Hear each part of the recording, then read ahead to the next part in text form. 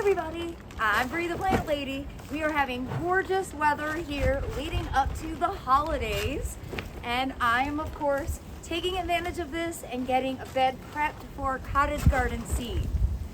Now, every project I do starts with a big yellow bag of veggie mix from Soil Cube, and you've got time to order now and use my discount code BreeGrows25.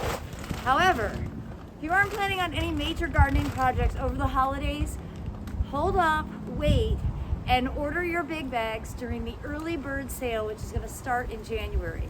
I'll be sure to post details, so keep in touch, subscribe, and go ahead and sign up for my monthly newsletter, because that's actually the best way that you can keep in touch with me.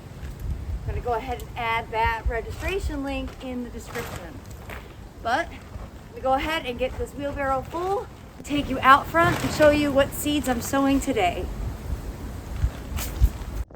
All right, everybody, I have the bed prepped and I've got larkspur, nigella, California poppies, giant poppies, and bachelor buttons. So the full cottage garden mix is going to go into this bed to fill in all the open spaces.